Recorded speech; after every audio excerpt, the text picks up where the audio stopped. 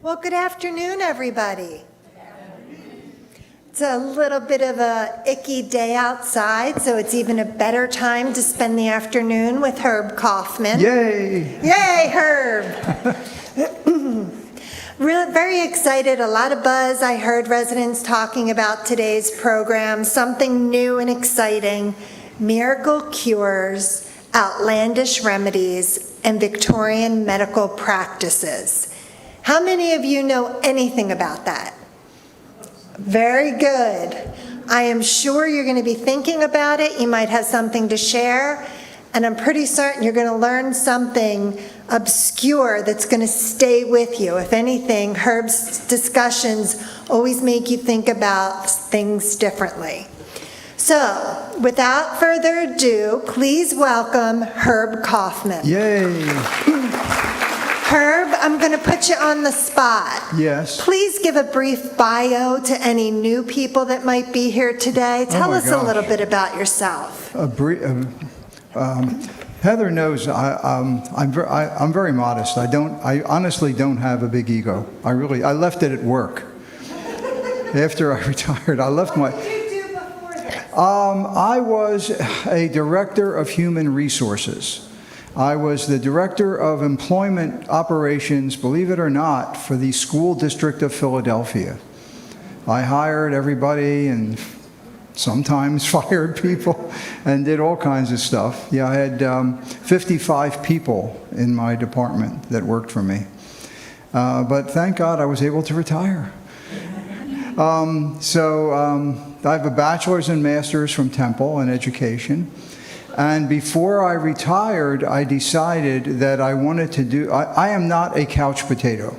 I can't just sit and watch television or whatever. I have to do something. And I always loved history. So I started on a very small scale, and actually was Heather that I met, I won't tell you how many years ago, but a couple years ago. And they actually here, they did, what was it, Heather? Expanding Horizons. Okay, thank you. And I started teaching different topics of history, and I began with my first love, which was Civil War history. And that expanded to Revolutionary War history. And that expanded to World War II history. And then it got out of hand.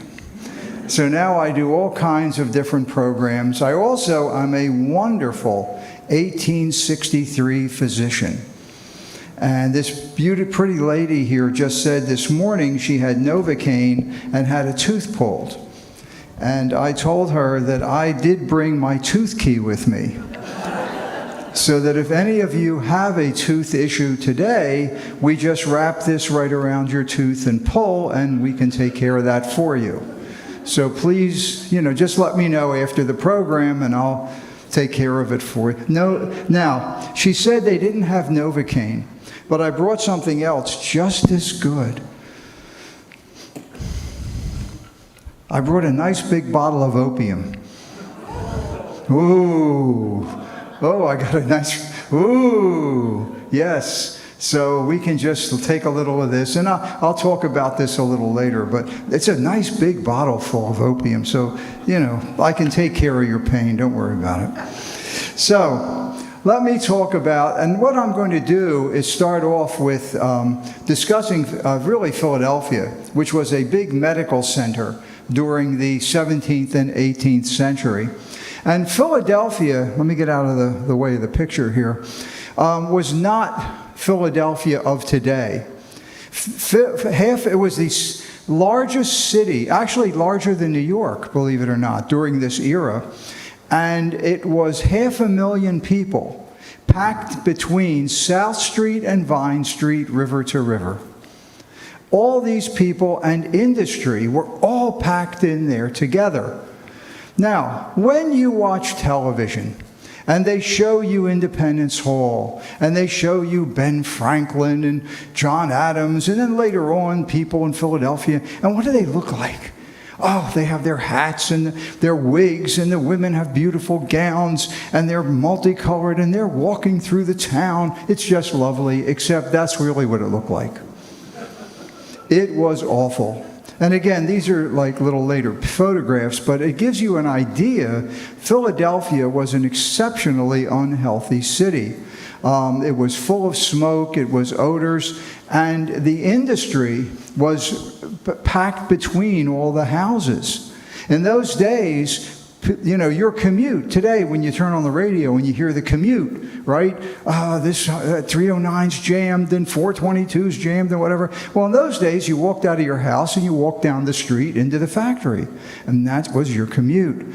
They poured all the refuse and the effluents into the water, and the creeks and the rivers were terribly, terribly polluted.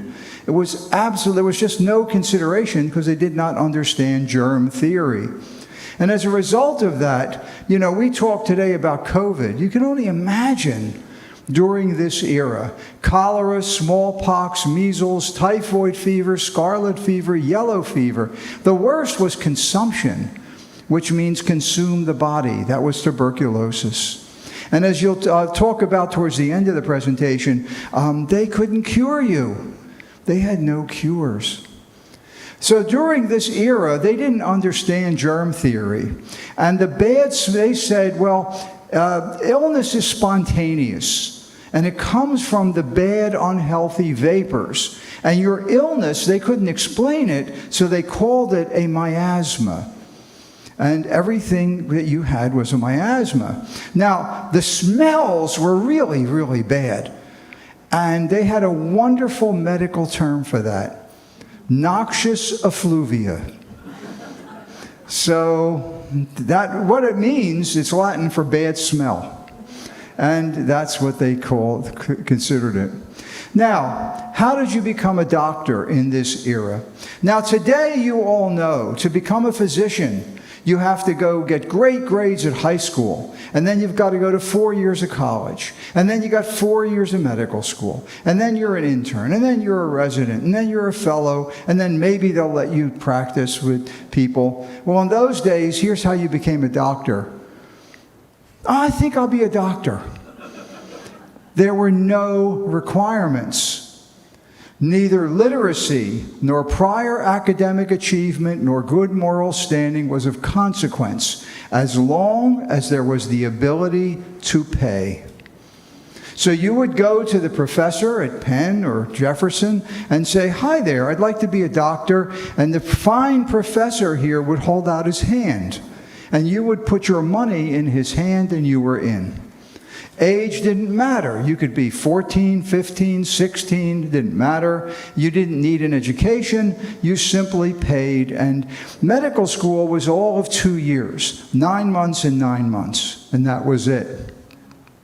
You were taught chemistry, surgical theory, midwifery. And what's really interesting is during this era, there was only one specialty. You ladies know, I know what it is, obstetrics. And the reason was that men said they knew more about giving birth than you ladies do. Seriously. So they had one specialty. There were no cardiologists or ophthalmologists or anything like that. Now, since during that 2 years, you never touched a patient. You just did theory. So when you left these 2 years, you joined another doctor and you joined his practice. Did you ever wonder why they called it the doctor's practice? Think about that for a minute. Do you really want him practicing on you? Well, that's what happened. They literally practiced. Again, the only prominent specialty was obstetrics.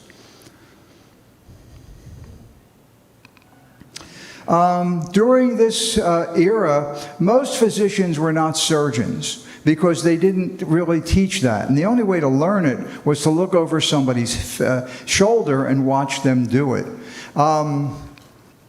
This is a picture from Gettysburg, at the end of the Battle of Gettysburg. And you can see how they did surgery in their street clothes, outside, and with no special consideration of antiseptic methods. The first medical school was the University of Pennsylvania Medical School in 1765, and that was before we became a country. The second one was Jefferson, and it was chartered by this gentleman here. His name is Dr. George McClellan. And he put Jefferson at a little building, it used to be a theater, at 6th and Prune Streets. Now they changed Prune to Locust. Yes, you're laughing. I didn't want to live on Prune Street either. But that's what happened. It was at 6th and Prune, now 6th and Locust. Now, this is a picture of Jefferson when they moved to a bigger building in 1828. And you'll notice all the people sitting around, and they're wearing little white smocks, which is very nice, but there's no thought given to antiseptic methods. No masks, no gloves, and everybody simply breathing into the operating field. So they just didn't understand it. Now, the first woman to become a physician is Dr. Elizabeth Blackwell. And she became a physician in a very unique way. So she started applying, and of course, the men in those days all the physicians were men. Women were not permitted to be physicians because you didn't have the intellect. We know that. So, no, I'm kidding. So what happened was she applied to medical school after medical school all over the country. She couldn't get in. Finally, she applied to a little medical school in upstate New York called Geneva Medical School, and they only had a small group of students, maybe 15, 16, and the person who got it, the dean or whatever, looked at this application, and he thought it was a joke. A woman? Oh, April Fool. So he went to the student body, and he said something like this: well, we have an application here from Elizabeth Blackwell. She wants to be admitted. Shall we admit her? And all the men laughed. Oh, yes! And she got in. That's how she got into medical school. She graduated in 1850, first in her class. Of course, it was only 2 years in those days, but she was number one. She did practice in Philadelphia.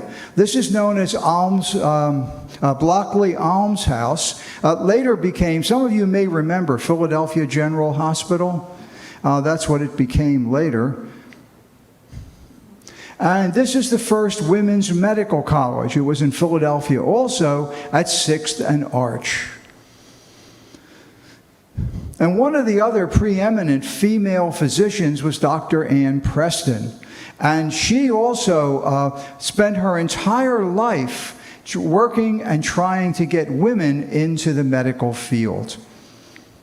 She was a professor of medicine and really worked hard at bringing women into medicine. Now, I need to talk to you about Mary Walker.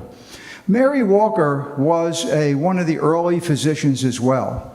Now, the Civil War started, and Mary Walker is the only female physician to be hired by the Union Army.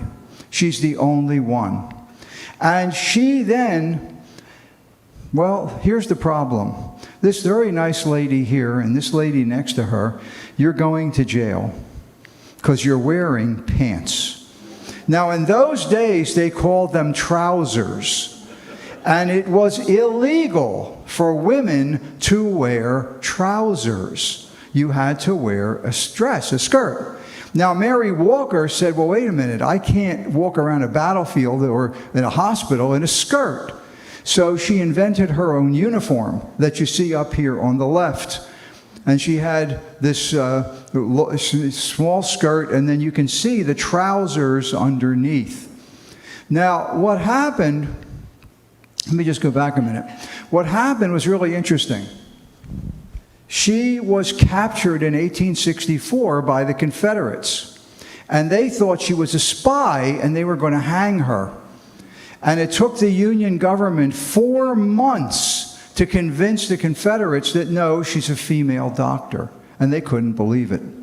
Now, you'll notice on her shoulder is a medal. So the war ends, and the government wanted to reward Mary Walker. They wanted to do something for her, and they didn't have any medals. They only had one, which was created during the Civil War, and that's the Medal of Honor. She is the only woman to receive the Medal of Honor. and she got it for her service during the war. Now, she wore it every day for the rest of her life. Another thing is, by the end, as she got older, she was a proponent of women's rights. And she wore clothing with trousers. She got arrested many, many times. And she said, "These are not men's clothing, they're my clothing. And I have the right to wear what I want." This is Rebecca Lee Crumpler. She is the first African-American woman to become a physician in 1864. Now, hospitals. Today, hospitals look like beautiful apartment buildings. You walk in, there's fountains, and somebody playing the piano, and God knows what else is going on. Not in those days. If you had any means at all, you were not treated at a hospital. Hospitals were started by Benjamin Franklin. The first one was Pennsylvania Hospital in 1751. And if you go into Center City today, the facade looks very much like it did originally. There wasn't a lot of change. And this is one of the first attending physicians, Jakob Ehrenzeller. He was all of 16 years old. And they said, while you're attending, why don't you, well, we'll teach you some medicine. Now, those places were horrible. Hospitals were filthy, they were dirty, they were packed with people, and they were used more for experimentation. Anybody who had any means at all, you were treated where? At home.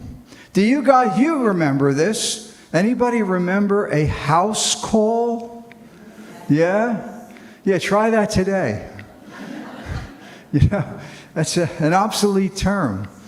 So this is a certificate from Philadelphia, and it's the Infirmary for the Relief of the Ruptured Poor.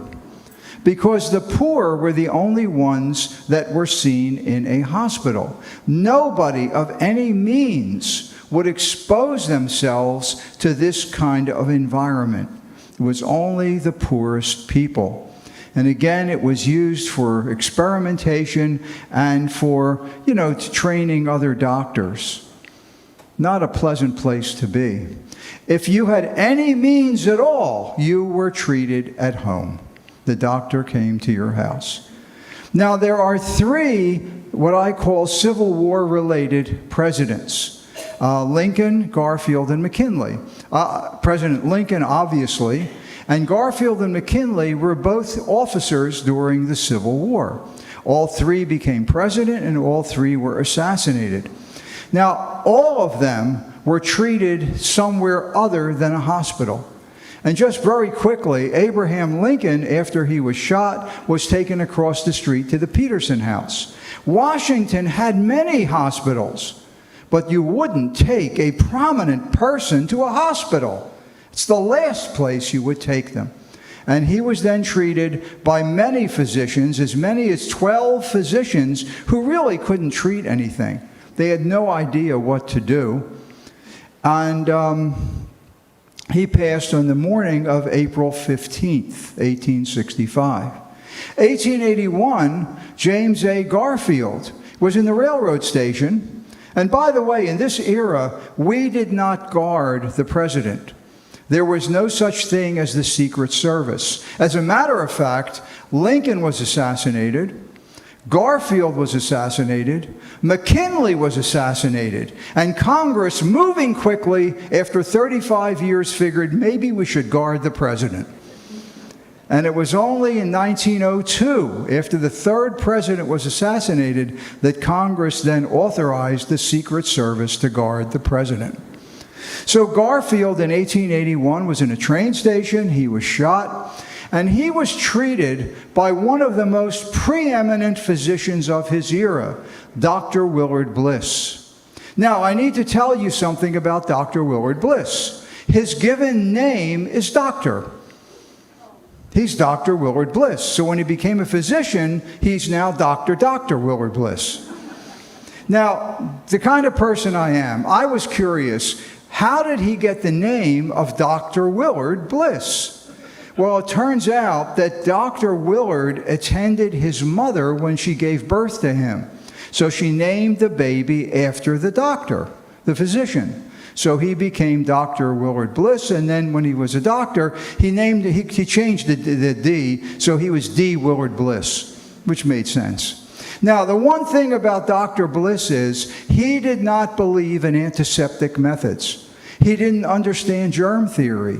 And when they treated Garfield, they used unsterilized instruments, such as I brought with me to here. And what they would do, if they used an instrument, and I'll just take one out quickly here, and they used this on a patient, then they would clean it.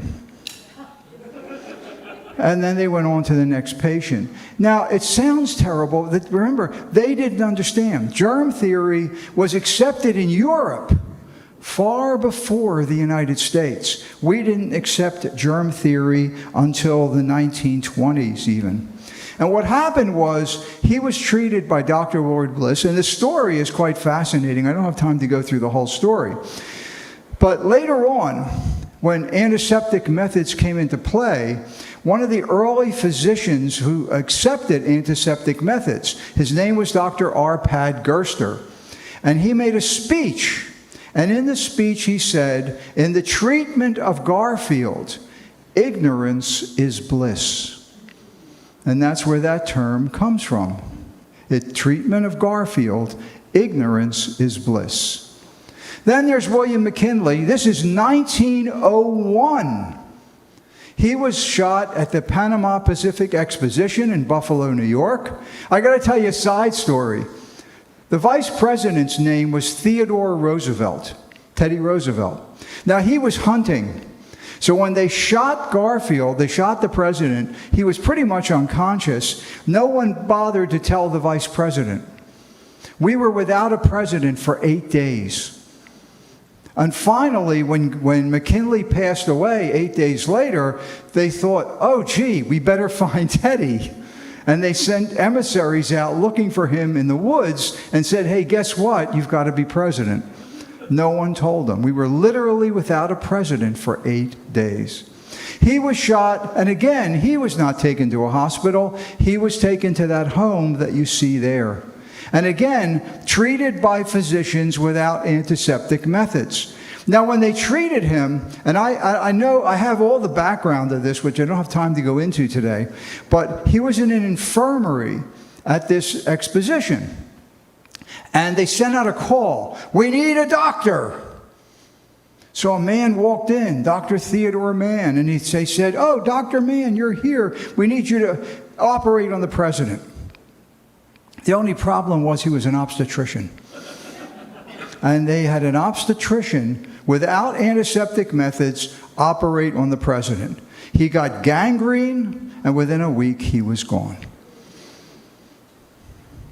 So it's a very, very different era. Now, the father of modern medical practices, one of them is Dr. Jonathan Letterman.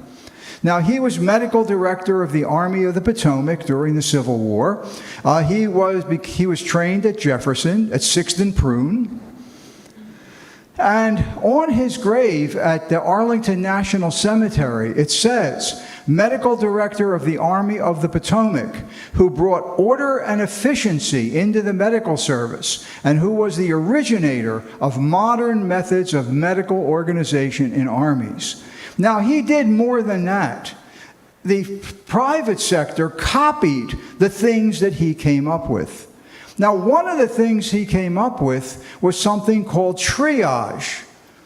Now, today, when you see a physician, they take your blood pressure and your temperature and, your pulse and blood oxygen and all that, and they triage you. Well, that didn't exist. And Dr. Letterman is the one who invented it.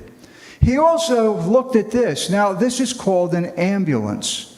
Do you know before the Civil War there was no such thing? Didn't exist. When the war started, men got shot, and 3 friends would grab the guy, and they would take him back to the aid station, and now 4 guys were out of the battle line. So what did Dr. Letterman do? He said, wait a minute. We need something to carry the wounded soldier, and he created the ambulance corps. Well, private hospitals said, you know what, that's a pretty good idea. So here's an early picture of 1869 of an ambulance in New York. So this is where ambulance comes from. It was created during the Civil War by Dr. Letterman. You take it for granted with an ambulance today, but everything's an invention. And again, he invented triage.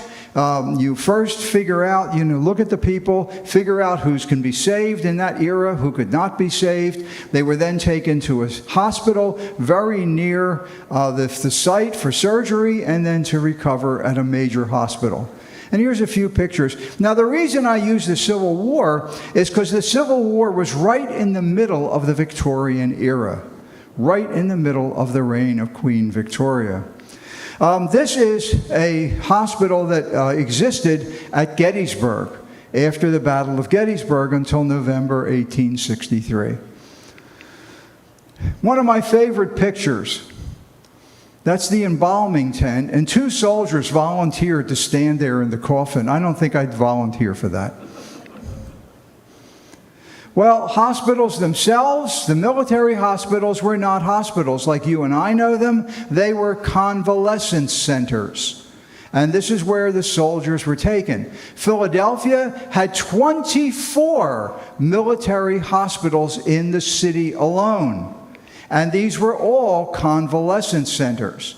And as you can see some of these pictures, they were really created very well. They opened the windows, they let fresh air in, they had clean sheets, they gave the men good food, and many, many, many men recovered. One of the largest was in Chestnut Hill. Some of you might be familiar with Chestnut Hill. What's really neat is, if you look at the picture of this big hospital called Maurer General Hospital, there's nothing there, it's only trees. Because remember, the city was only Vine Street to South Street, river to river. Everything else was farms and trees and woodlots. The little train at the bottom, that's the Windmore train station today. And this was a very modern hospital by that era.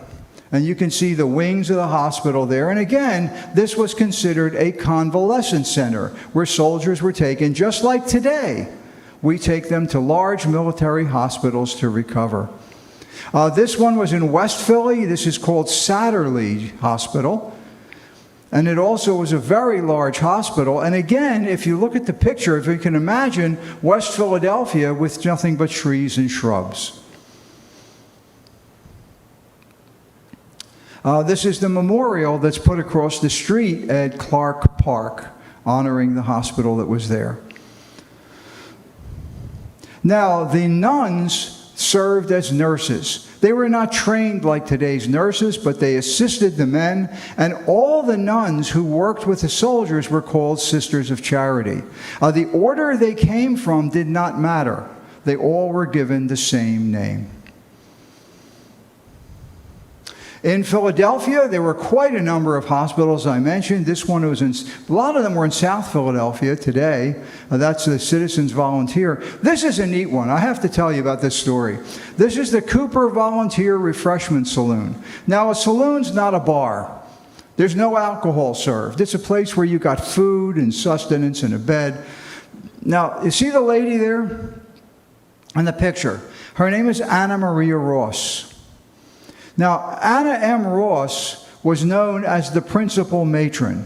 What does that mean? It means that she ran the hospital. She ran the whole facility. But I want to show you this, and I don't know if you can see this. I'm going to walk up here. It's kind of hard to see, I know. But right here in the front are 2 rows of more than a dozen men. And they're all with their suits and their ties and everything. That's the Board of Governors. And what did they do? You're correct, nothing. But their name, they were the men. This was the era. But they were very nice enough, because I put a big blue arrow here, and I know it's hard to see. Anna Maria Ross is on the 3rd row all by herself. So at least they gave her some recognition when they did this lithograph of the work that she did. This is the largest military hospital in the entire area, and it was in Richmond, Virginia. It was called Chimborazo. This hospital operated past the end of the war. This was the largest military hospital probably in the world. And you know who ran it? A woman. Her name was Phoebe Yates Levy Pember, and she was the principal matron of the largest hospital in the country and probably the world. So women have to be given recognition. So now we get to the fun part. You see, you thought this was all a lecture. Ha-ha. Now we look for volunteers. So this is Dr. Benjamin Rush. Now, Dr. Rush instituted a belief that the way you solve illness is to bring the humors into balance. You have 4 humors in the body, and if you bring them into balance, then you will recover, you get well. So one of the ways of bringing the humors into balance is to bleed you. And he believed that bleeding was essential to restoring the balance of the body. So they began to come up with different ways of getting the... Now, obviously, we know today this is wrong. But this is what they believed. They firmly... This was into the 20th century. People were bleeding you to bring the humors into balance. It took a long time for this to go away. So one of the first things they did was called a cup and a phlegm. And I brought them with me. Just give me 1 second. So they're up there on the screen, but just for those of you who want to see, this is what they look like. I know the people in the back, it's hard to see. Next time, sit in the front. So this is a cup and a phlegm. Now, what they would do is put alcohol in here and then heat it, and this was for chest congestion.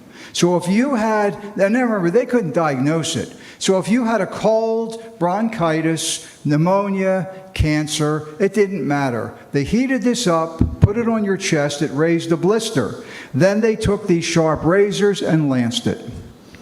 And they believed that this was the way of curing your congestion in your chest. Now, this was done to the very famous General Stonewall Jackson. Many of you have heard that name, I'm sure. He was wounded at the Battle of Chancellorsville. He lost his left arm, but he died of pneumonia. And they cupped him during the process of trying to recover. Now, what happened next? Well, they said that works, but now we can bleed from the arm. So they came up with this, and this is called the spring lancet. And you can, if you can see it, it's up on the screen, but I have an original one here. And this little lancet has a little spring on it. So it would use this on your vein, and they would go to your leg or your arm, and they would cut it, and then you would bleed. Now, they thought that's, oh, by the way, it has a big German word engraved on the leather case. And the German word says, "Watch it, it bites." Now, they thought this is good enough, so then they came out with, ready for this? Let me, if I can get it out here with one hand. They came out with a larger one.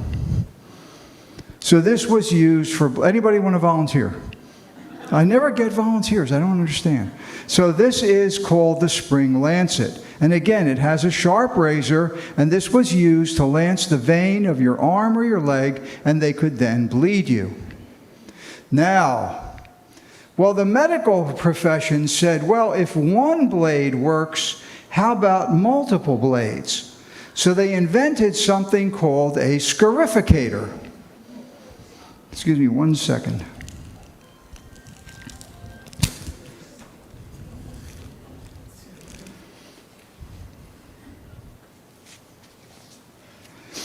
Now, you'll notice that this has about 10 blades on it.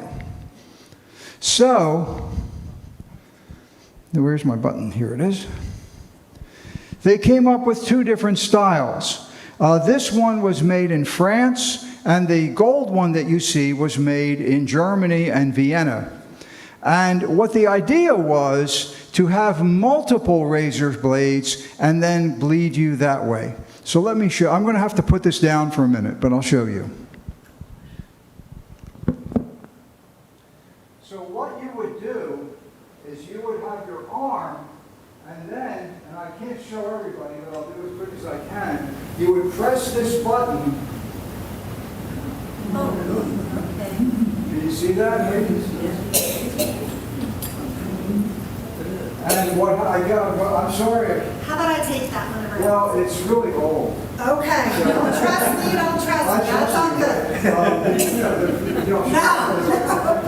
we're going to do it. Oh, okay. Just be careful. But this is like, 180 years old. Press this, let me just show you. You did it. I think you take this, Heather will show you. You press this button, and then see the lever here? You turn it. Do you see that? And about 10 little razor blades come out. So press the button and turn that. Just careful. So this. Now this is the German one. It works exactly the same way. And what you do is just press the lever and you press the button and 10 little razor blades. Actually, this has 2, 4, 6, 8, 10, 12. This is even better. And there's 12 little razor blades that come out, and then they bled you with that. So this was the way they attempted to cure illness, with what they called a scarificator to bleed you. Now the other story that you see on the movies, John Wayne, Kevin Costner, all these people, right? Did you ever hear of this one? You're wounded, bite on a bullet. Did you ever hear that? In the movies, it's nonsense. Would you really bite a bullet? Now, I brought with me a Civil War bullet, just to give you an idea. This is made of lead, and you can see how large this thing is. Oh, I have a picture on the... Let me do that real quick. Oh, I didn't put a picture in there. Okay. But in the movies only, they tell you, okay, put this in your mouth, bite on it, and then they start to saw away, right? Well, that's nonsense. That never happened. This is lead. If this gentleman was shot, would I put a bullet in his mouth? Think about it. No, this is only in the movies. Thanks, Heather.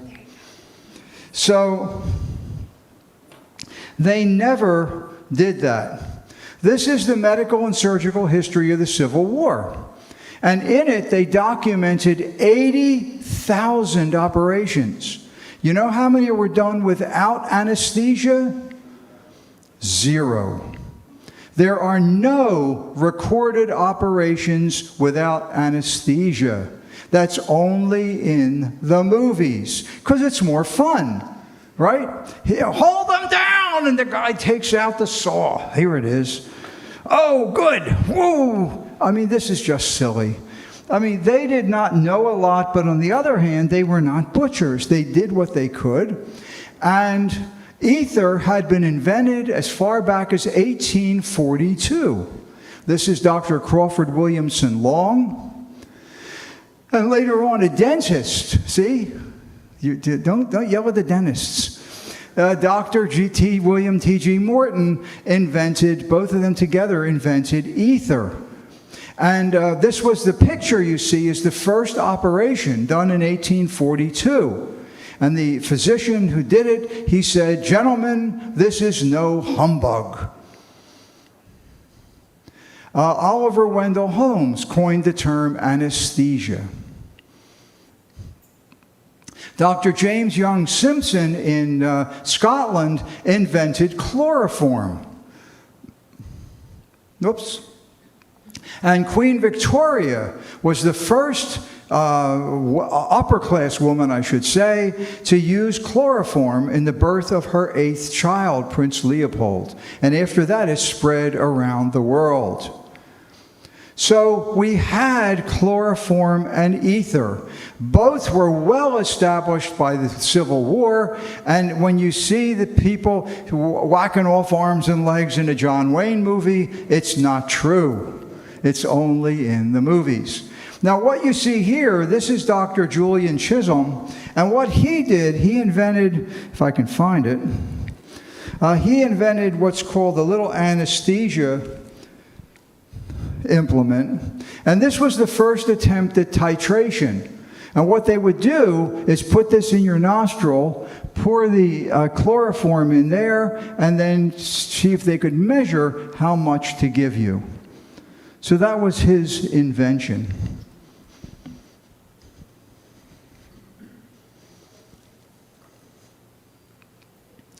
Generally, they used what was known as an ether cone. They would put over your face and you would go to sleep. Now, biting a bullet. What really is biting a bullet? Here's a Civil War bullet. It's wrapped in paper. So if you're going to load your weapon, you have to put this in your mouth, and guess what you have to do? Bite it. And then you pour the black powder and the bullet in the barrel, ram it down, and you can fire your weapon. So biting a bullet means literally biting a bullet. But at no time did anybody, after you were shot or they did an operation, put a bullet in your mouth and say, okay, hold on. I mean, it's just silly, and it never happened. Now, what they do sell, and I still see them on eBay, are pain bullets. Woo! See those indentations? There is no human being on earth, I don't care if you're Jordan Davis, the guy who won the Eagles game.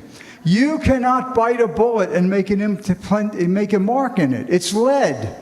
It's impossible. So these are more gimmicks they try to get you to separate you from your money. These things were made by animals. Battles were fought in open fields, on farm lots and woodlots, and therefore the animals made those things. Now, doctors did not understand, as I mentioned, antiseptic methods. They operated with dirty instruments and dirty clothes and in a very unsterile environment. And there's some illustrations I have here. These are, again, from the battlefield, but I want to show you other ones. This is Dr. Ignaz Semmelweis in Hungary. And what he did is in the 1840s, he said to his students, wash your hands when you help deliver a child. They thought he was insane and had him committed. This is Dr. Pasteur, who of course came out with the idea of understanding how germs work. And of course, Dr. Lister, who said spray carbolic acid over the surgical field and you will not have as many infections. American doctors wouldn't accept it. They simply didn't accept it. Here are some pictures. This is from Jefferson Medical School, 1891. Again, notice they're wearing nice white smocks. Isn't that nice? Today, what do doctors and nurses wear? Blue, green, paisley. The color doesn't matter. It has to be clean.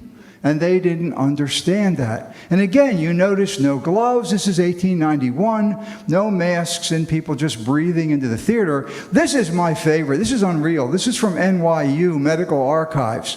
And it's hard to see, but there's all kinds of effluents and dirty rags and stuff on the ground, on the floor. Just a horrible situation, and this is the way they operated. This is the very famous Gross Clinic, Dr. Samuel Gross, that's in the Philadelphia Museum of Art. This was done in 1875. And again, you can see no thought to antiseptic methods. The next painting was the Eakins Clinic. And again, this was 1889, And again, you can see very little thought given to antiseptic methods. Now, Civil War surgeons, I also have to tell you the movies. They didn't go around cutting off arms and legs for no reason. If you were hit by a bullet, your bone shattered. And therefore, they did the amputation in an attempt to save your life. And they could only operate on the limbs. They could not operate on the head, the chest, or the stomach because they just couldn't do it. So they did do surgery, but it was under anesthesia.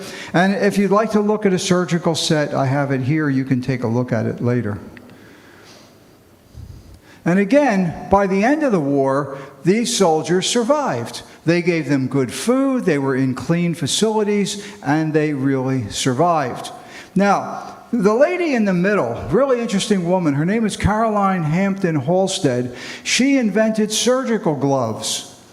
She was a nurse, her husband was a surgeon, and she went to her husband and said, "Hey, look at my hands, they're a mess." And they went to Goodyear and they invented surgical gloves. So again, we credit a woman. This is James Hanger. James Hanger was a Confederate soldier. He lost his leg in 1861 in battle. He went home, and you know what they fitted him with when he lost his leg? The pirate peg leg. You've seen those wooden peg legs. Well, he invented the first articulated prosthetic leg. And today, the Hanger Company exists today. It's the largest maker of medical equipment in the world. And again, they gave the soldiers good, solid food. On the field, they didn't, not so much. They ate fatback, they had hardtack, beans, and things like that.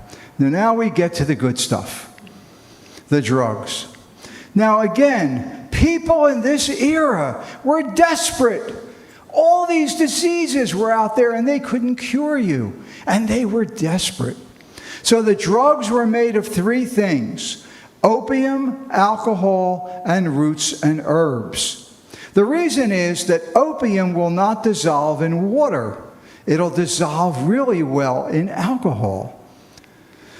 So opium became the basics. Now, this was not a controlled substance. It's not like today. All right? You could simply go to the apothecary. You could send a 5-year-old to the apothecary with a little note: "Please give my daughter or granddaughter a bottle of opium, a bottle of morphine, whatever you want, codeine," and you could get it. So there were no prescriptions. You simply decided what you wanted. Now, doctors did do that. They would say, "All right, take a drop of this," or whatever, but it wasn't necessary. You could go on your own. There were no requirements. So here is McMunn's opium. Big hit in the United States. Anybody remember paregoric? Who remembers paregoric? See, this lady's smiling at me like, "Oh, God, I remember paregoric." See, look at her. Look how happy you can't see her. I wish you could see her. She's so happy. You know why? Because it's tincture of opium.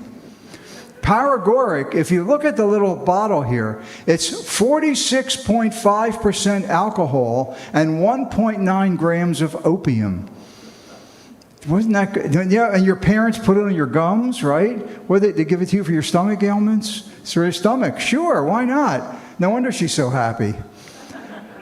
I mean, that's what it is. Now, laudanum, which you probably have heard of or seen in the movies, is paregoric, only much stronger.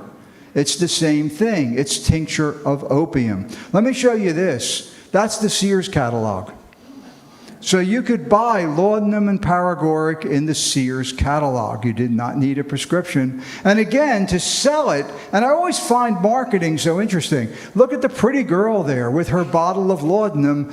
"Oh, you know what it is, that time, you know. Oop, I'll take my laudanum." And that's the way they did it.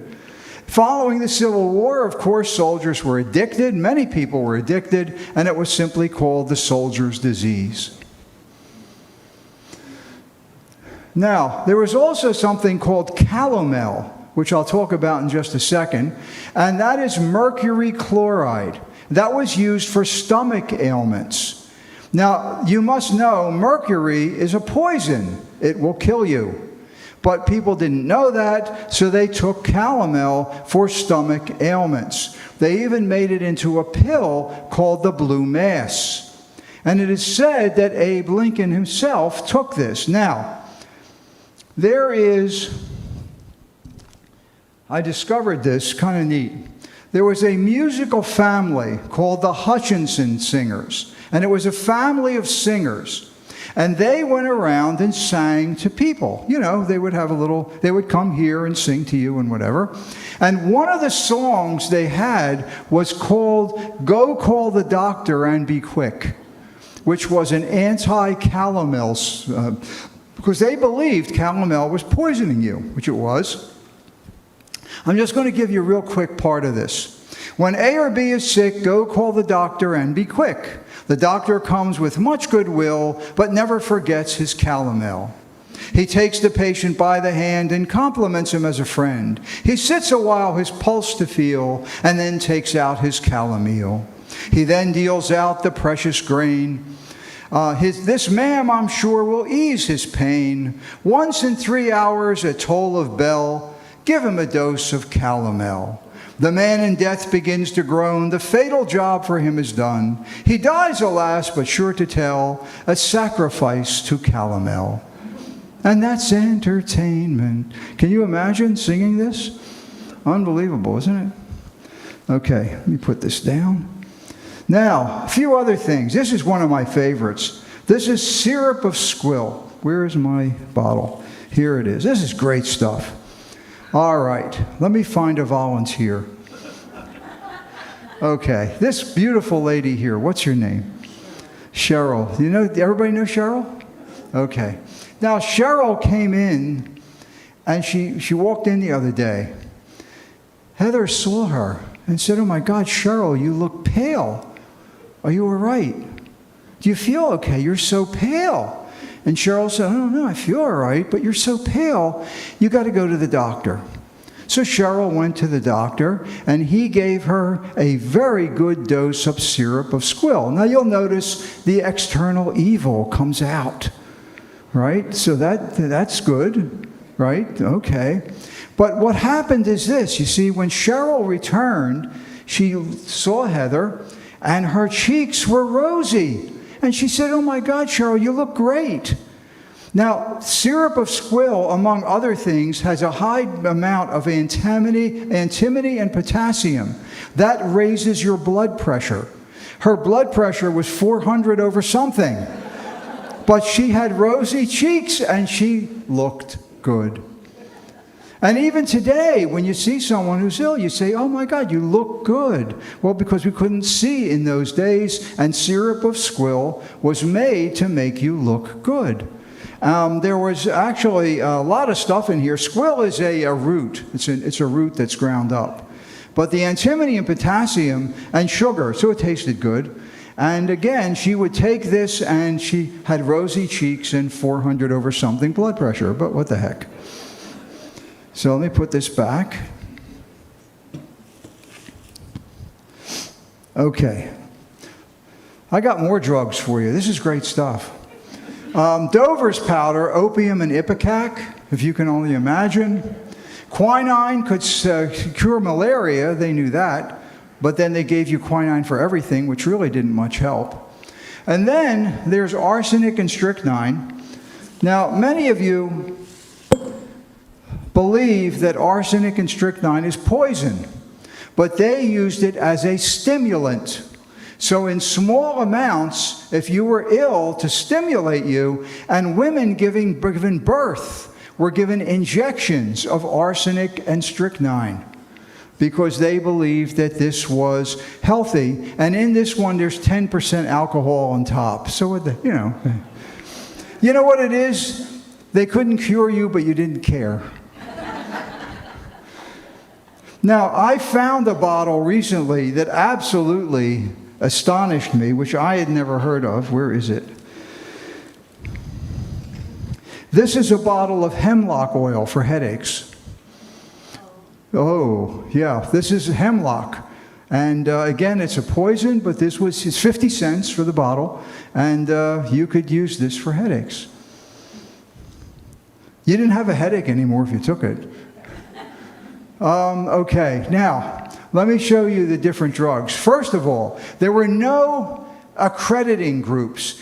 Anybody could call themselves doctor. So anybody could create the name doctor and simply put it on a bottle. There was no FDA. There was nobody to check on the medications. It was all simply out there and sold as wonderful advertising. So here's Lois B's Wahoo! For stomach and liver ailments and kidneys. Now, the term you heard today is called patent medicines. These were not patented. They were simply concoctions, mostly alcohol and opium, put together and with great advertising. And most of them were for female remedies. We got to make you ladies well. Of course, sold by men. Now, I was at CVS this morning. They were out of cocaine tooth drops. I don't know. I was hoping they would get them in. And here you can see again, this is a Victorian era medical thing for consumption, which is tuberculosis, asthma, bronchitis, catarrh, which is a common cold, hay fever, and remember the grip? Remember when you got the grip? Now, Dr. King's new medical discovery. Again, anyone could call themselves doctor. It didn't matter. You didn't need an accreditation. You just simply put it on a label. And he had drugs to help cure consumption because people were desperate. This was actually morphine, chloroform, and alcohol. How about worms? Kids got worms, and they gave them, this is from Philadelphia, Bumstead's worm syrup. Kids love it, I'm sure. How about Dr. True's family laxative and worm expeller? You don't look excited about this, I don't know. Now, this is one of my favorites. This is Mrs. Winslow's soothing syrup. This was sold for children for more than 50 years. I have an original bottle here. This is Mrs. Winslow's soothing syrup. And notice the picture. The woman giving the child when your child's crying, or your child has the colic, or the child won't sleep. You give them a little bit of Mrs. Winslow's soothing syrup, and the baby goes to sleep, and everybody's calm, and it's a beautiful, beautiful thing. And what we found out when the government started checking, look at the beautiful ad. The Mother's Kiss, Mrs. Winslow's soothing syrup, soothes the child, softens the gums. It's morphine. And that's what we were giving our kids, morphine. Here's Dr. Ray Vaughan Pierce, golden medical discovery. How about that for advertising? For blood, stomach, lungs, take Dr. Pierce's golden medical discovery. What was it? It was the same thing. It was simply quinine, opium, and alcohol. Now, how many of you, I bet you've heard of this. Lydia Pinkham. This lady. Do you drink a lot? Is that what it is? Your mom took it. Didn't she give it to you? You were the twin? She took it for twins. Let me tell you what she was taking. So this is the original bottle. This is Lydia Pinkham's vegetable compound. Notice again, Grandmom Lydia Pinkham. It was made for women. And what it is, it's a Bloody Mary.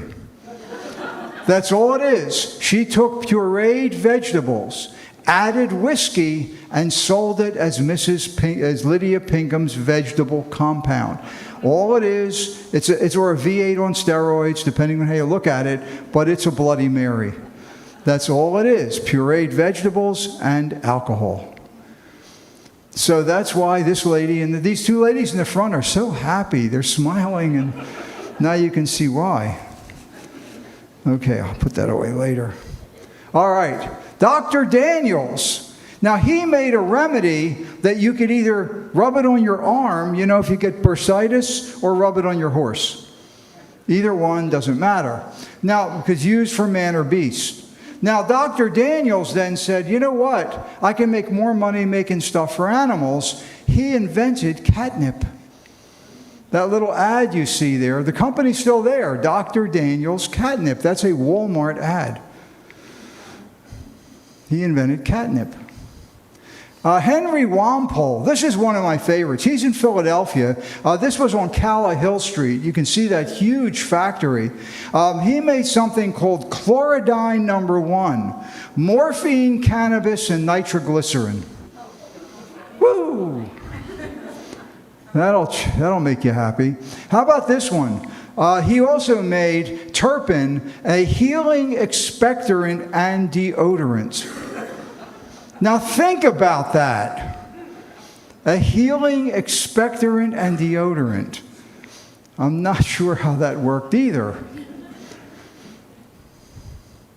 Again, Dr. Jane was from Philadelphia. You can see some of the things that he had here. Blood purifiers, Dr. Jane's tonic, vermice, expectorant. They could not cure you. All these things were simply, quack medicines. But people were desperate. Let me show you where Dr. Jane lived.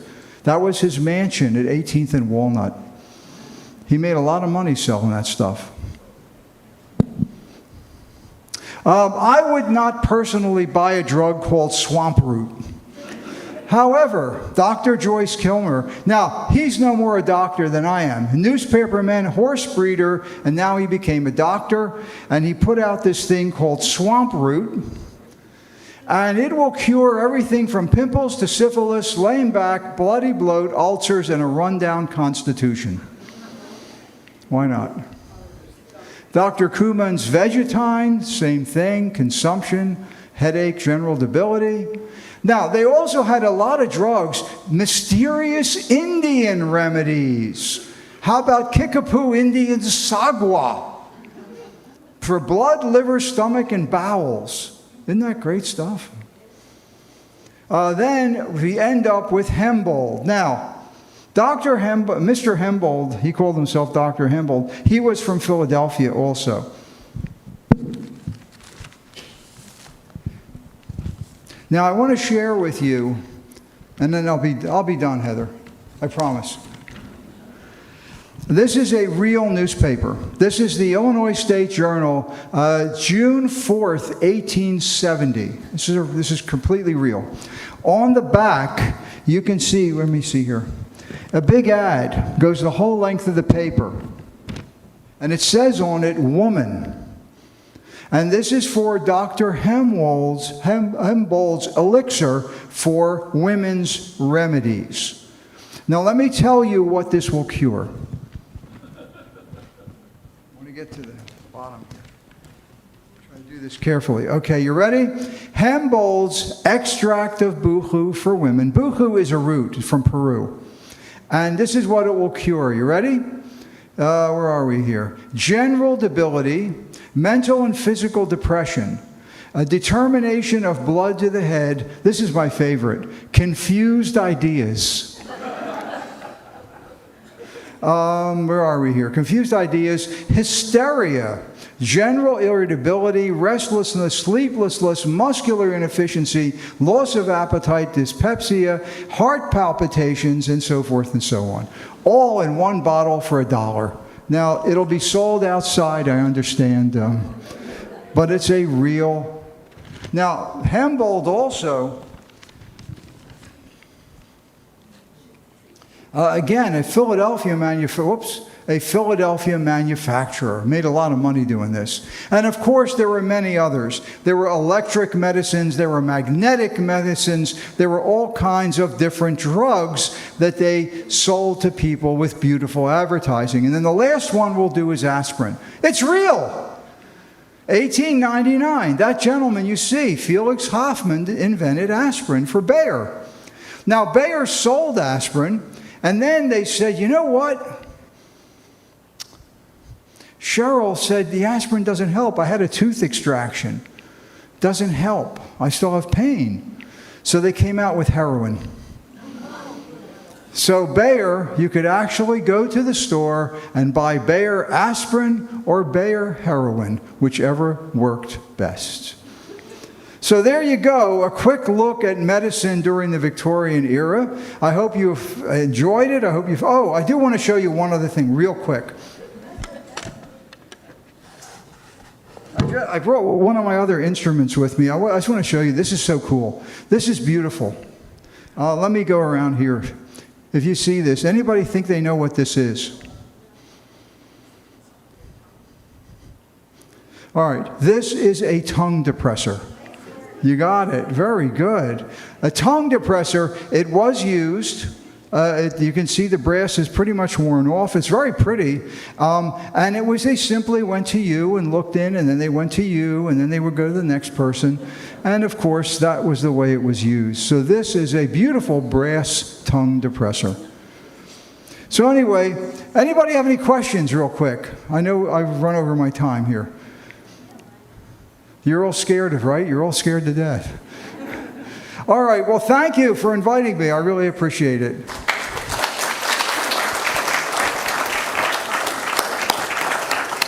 So I think we all learned something. Please do not ask Janice for the bear heroin. Feel free to go up to the table and take a look at anything with Herb. Herb, this was a great new program. We love his new programs, don't we?